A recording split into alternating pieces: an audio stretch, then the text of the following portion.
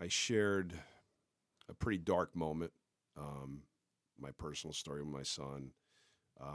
We were just going through, again, really hard times with him every day and every night. And, you talk, this is obviously a very sensitive subject, but you think, just talk about suicide, right? You start thinking dark thoughts and your mind goes to places. And of course that changed for me very quickly, but started talking about that.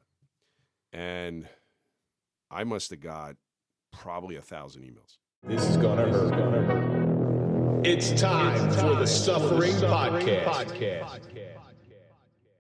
Is one day you're not going to be here. Yes, Your absolutely. wife is not going to be here. Yeah. And what's going to happen? Like, I know with my children, if I do my job, they're on their own. They can do their thing. Is that something that creeps into your mind from time to time? A lot. Yeah, probably more than it should. But it's reality as we get older in life, right? And then, of course, we never know how long we're on this earth anyway. But yeah, that is probably one of my deepest, darkest fears. Not a lot of things scare me in my life, but that scares me. It's got to be something that weighs on you constantly. That scares me. And having a daughter, I don't want her to have that responsibility. And I've verbalized that to her multiple times. I don't know if she's going to listen or not, but I know, he needs to, we need to find a place for him where he's going to be safe. And, unfortunately, you're just going to never know. Nobody's going to take as better care as, obviously, as parents, right? Absolutely. So, that's always a fear, right? Because, I cook for him. We do a lot of things. Actually, I taught him some culinary stuff. He's been doing some knife cuts now safely with a cut glove on and, teaching him some culinary stuff. Not really cooking, but more like prep work. But again, we do a lot of things together every weekend, when I'm off and I have a chance to connect with him. So. Now, is your daughter like the protective older sister? She's very protective. Yeah. Too much. Like, and we butt heads because we're similar personalities. So we do butt heads. She's a good kid, great kid. You talk to anybody, they love her. She's smart. She's, thoughtful. Again, you talk about, you hear the stories like, oh my God, your daughter is just amazing. It's a great feeling, isn't it? Which is the best, But then at home, she gives me grief, and we fight like, People say that all the time. Your kids are such. Your son's like, such a gentleman. Your daughter's so sweet. Oh yeah, come home with me come one home night. and live with her for a week, and you want to throw her out of the house. So when you decided to start Hope Saves the Day and Autism Radio, what was your hope when you first got into that? Yeah, so Hope Saves the Day. Again, podcasting really new, 2007. You got in there early. Went first, again, the support group. I actually had shoulder surgery. I was sitting on the couch. My buddy's a musician, and I told him, I said, hey, I got this idea. I was thinking of starting this podcast. He's like, oh, yeah, the podcast is pretty new. And like, he goes, yeah, I can set you up. And we set up a Podbean account way, way back. And it was like brand new hosting site. We had to pay for it, and it wasn't free or anything. And so we said, okay, we'll put it on there. And so I just started sharing my story about, some of the struggles and the challenges I was going through as a parent.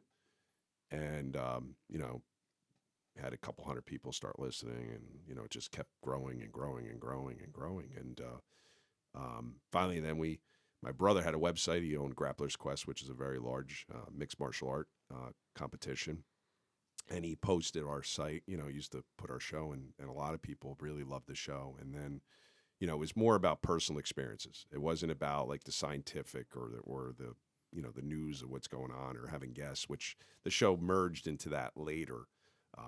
But it really, the foundation was just as a parent, like sharing those vulnerability stories with others that, hey, you know what, you're not alone in this journey. And I wanted to be someone to share the dark side of the life sometimes. Absolutely. But by sharing the dark brings the light. And I know Kevin relates to this 100%.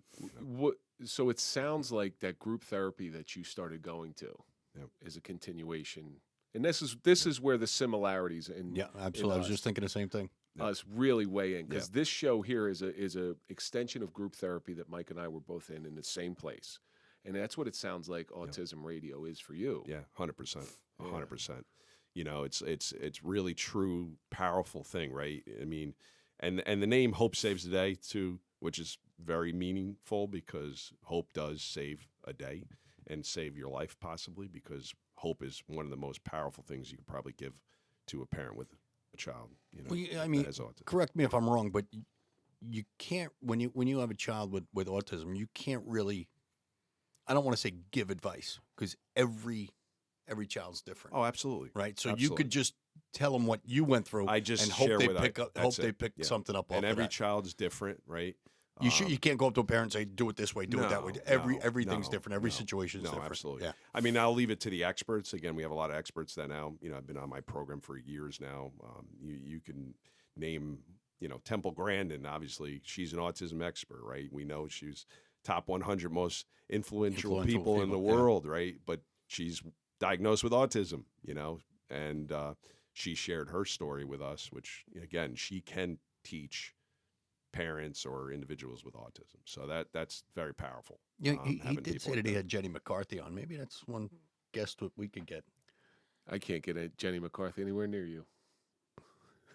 Look at the look in your eye. It's like a predator. Oh, jeez. Don't you want to creep her out now? Yeah. Well, give her the creeper eyes. Yeah. She doesn't listen to our show anyway. So. But the hope, but the hope you're giving to people, just in the fact of your vulnerability.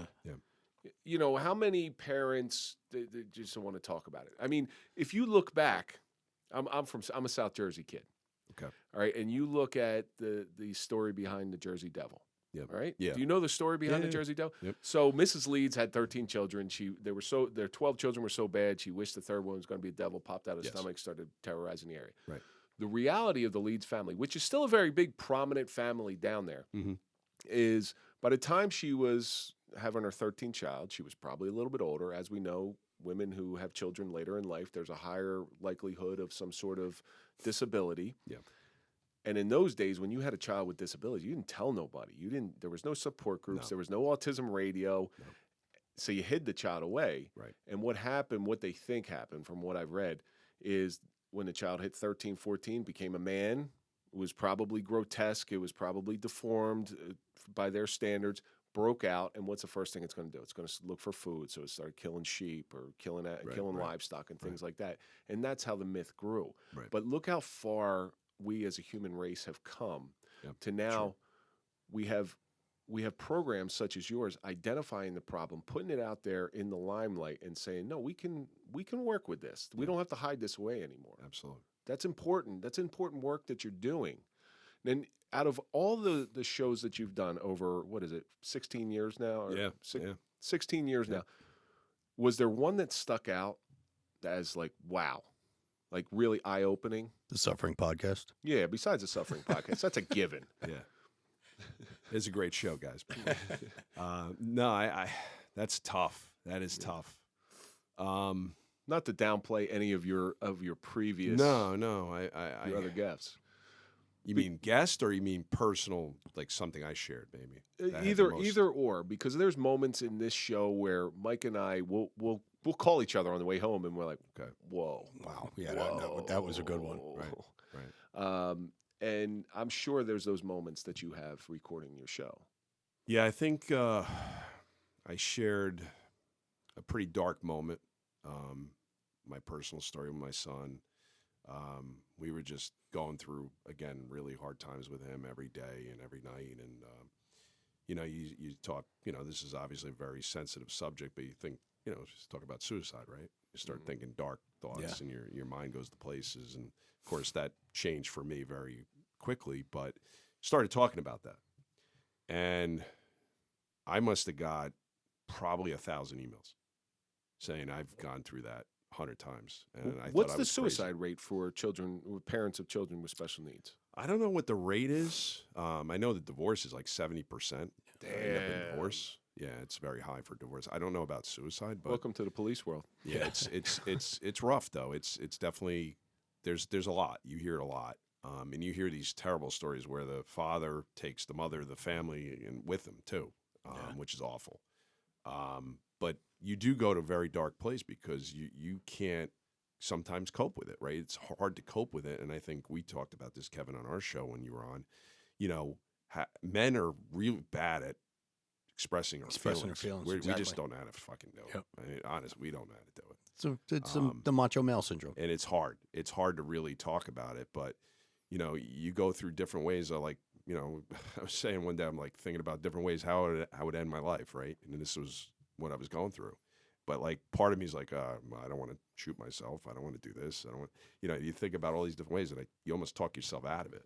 But then you think like, what am I crazy? Like this is crazy thoughts, but they're there. You go to there, and they're real. You go to that dark place. They're real. And people don't get that. People who have never been in that position, people don't understand because they're trying to rationalize an irrational thought, which is impossible to do.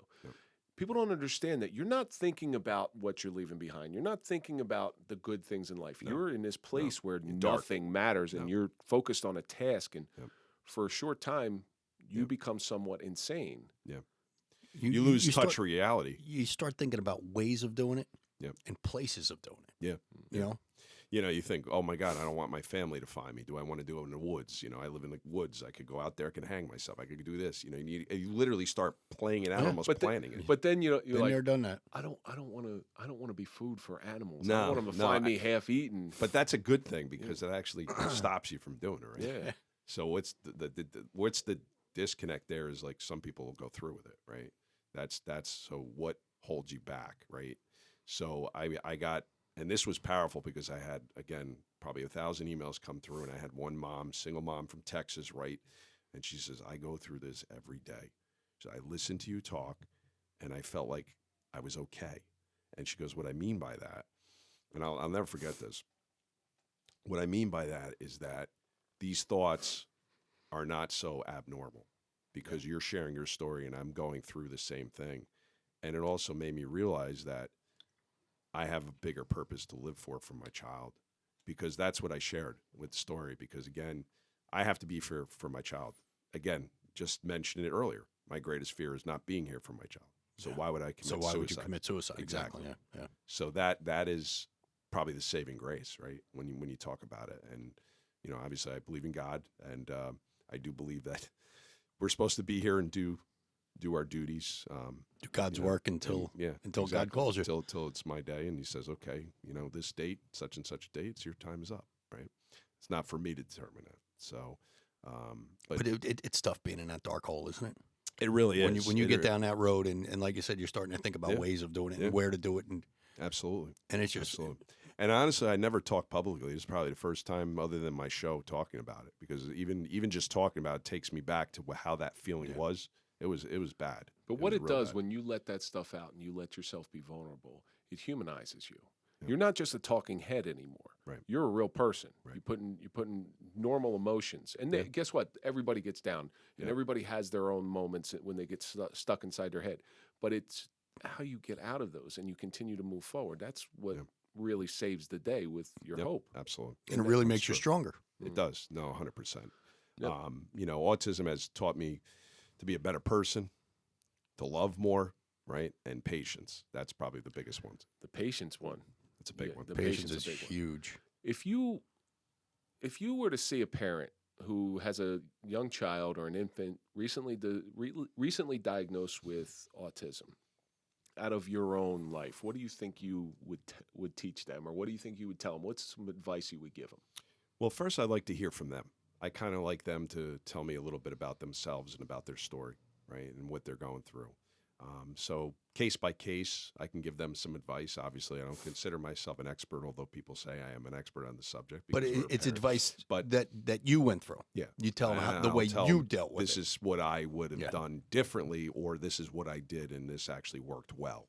A lot of children have sensitivities to food, right? So what I like to do is I always recommend bringing the child into the process of making the food, because I really do think that makes a difference. Because if they are part of the process, they're more likely to try it. It excites them more. Yeah. And that's actually led to a lot of our successes. Well, I'm actually finishing up my book. Hopefully it'll be done one of these days, but I've been working on it for 5 years. You got to get us a copy, because we become this library in here really? of authors. Yeah. Okay. Well, my book, so I have recipes. I wrote a lot of recipes because I went with the gluten-free, casein-free diet, which was very popular thing back in the day. I wrote about a couple hundred recipes, which I used to post on my website for free. But now I have them all in this basically book, which has stories with my son. And again, you have to create activities. It's a little more work, but I'm telling you, the payoff is huge. Yeah. because once I started doing these activities with my son, cooking with him and getting the interest and letting him see, even just touch the carrots and touch the things, and then I taste it with him, and then he would taste it, because typically kids will mimic what they say, right? So again, it's having a lot of patience, because he might just take a little bit, but he's not going to eat much, and he's done with it. Don't push him. Yeah. Don't ever push too much on your kids, right? But the other thing was, We should take some advice from that with our children. I never catered to Right. him either, though. So that's the other thing. It's like I did go a little bit old school, because, again, my mother said, this is dinner, this is what you get, and you don't get anything else. Parents today are a little too much My wife does it. flexible. It drives me You out. know, It drives me out of my mind. Oh, we don't want to eat this. I'll make Mike a hamburger. I'll make him a hot dog, or I'll make him chicken nuggets. And no, like, you're eating that. no, and you know what? That's what's wrong with the picture, because you're setting up that child for failure. Because if you're catering to them and then they turn around, they say, well, my son only eats chicken nuggets. Well, that's because probably that's what's easy, because we had painful nights where we would sit at the table and try to get him to eat, and he wouldn't eat. But eventually he ate. He's not going to starve. If they're hungry, Eventually they're going to eat. He will eat. See, that's how I knew I And wasn't it was a little autistic. bit. That was a little bit of tough love, right? That was a little bit of tough love, and so that was not easy. And some parents might not agree with that philosophy, but we did do that with him, and we would lay out the same foods, but I would just present it differently to him. So it's not like I'm cooking separate meals, but I'm presenting it differently, and I could do that as a chef, because I could, I was able to present it differently. See, I, being rock-headed, would always outweight my parents. If I didn't want to eat something, they're like, all right, you're sitting at the table. And I wouldn't. Yeah. I'm like, all right. Well, my mother would put it in the fridge and put it out the next day. So All right. my mother was old school. And guess what? I would have sat there that day. Yeah. Now, where can our audience find you? So obviously they can go to autismradio.org. Of course, our podcast, Hope Saves the Day, is on all the different platforms, Spotify, Apple iTunes, iHeartRadio. Of course, they can go to the website, which, of course, our show plays once a week. Or Instagram as well? Yeah, we're on Instagram. I'm not great at social media. I'm going to be honest. I'm not a social media guru. Me and you both. You're actually better than me, guys. But I'm starting to do the Instagram the last year. I'm a little behind. But we do have a pretty good Facebook following. We're probably going to Instagram is Hope Saves the Day? no, Instagram is the official Autism Radio. And then we have a Autism Radio Facebook page as well, where people can find out about more about us. So You don't have to write this down, everybody. Well, it'll all be in our show notes. Check it out. Everything will be listed there. And, we're coming to the end of this thing here. And I always try to end with the same thing, because if you go through suffering, such as, a lot of people are going to listen to this and say, I can't imagine how you do this.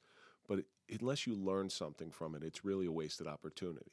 So what do you think your suffering of being a parent with an autistic child has taught you?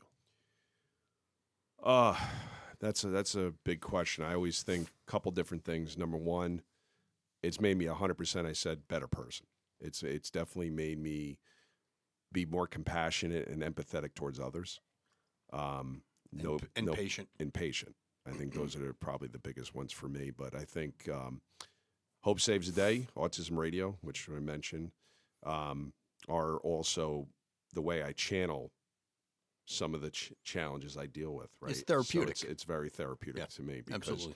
helping others actually helps heal your soul, and I do believe that. And I think you guys are doing that really well as well. That you're sharing a very personal story, very tragic story, which could have been worse, right? But it was still a tragic story that you're sharing, which is very powerful, and you're helping so many people. So So women and men we talk about men not Yes. being able to Yeah. let go of their emotions.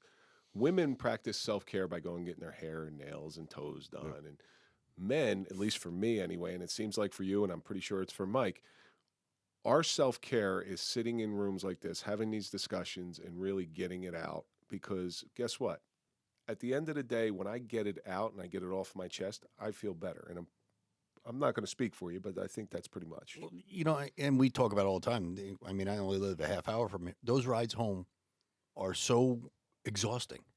Just sitting here listening to what people are going through, it takes a lot out of you, Yeah. But but like you said, it's therapeutic for you, getting it off your shoulders. Absolutely. It's therapeutic for us too. But those rides home, it's like I'm in a daze. Before I know it, I'm even home. Like, hey, how the hell did I get here? Right.